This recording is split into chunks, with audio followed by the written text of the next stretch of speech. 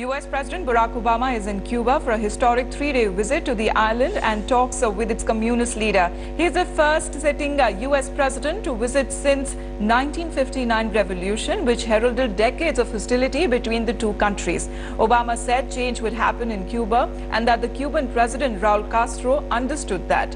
The two leaders met to talk about trade and are scheduled to hold a joint news conference.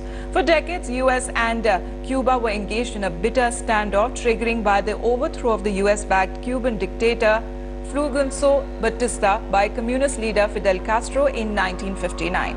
Now, the US broke off diplomatic relations and imposed a trade embargo, but President Obama undertook 2 years of secret talks, which led to the announcement in December 2014 that the two countries would restore diplomatic relations. I made it clear that the United States will continue to speak up on behalf of democracy, including the right of the Cuban people to decide their own future. But as you heard, President Castro has also addressed what he views as shortcomings in the United States around basic needs for people and poverty and inequality and race relations. And we welcome that constructive dialogue as well. The embargo is going to end. When?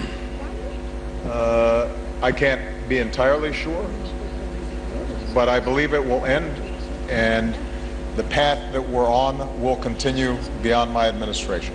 Dame la lista ahora mismo de los presos políticos para soltarlos. Menciónalo ahora. ¿Qué preso político? Dime el nombre o los nombres. O cuando concluya la reunión me da una lista con los presos. Y si hay esos presos políticos, antes de que llegue la noche van a estar sueltos. Ya. To Pakistan's Shahid Afridi, Pakistan captain Shahid Afridi. Shahid, just about New Zealand, how much have you been surprised at the way they've gone about their business? What do you see as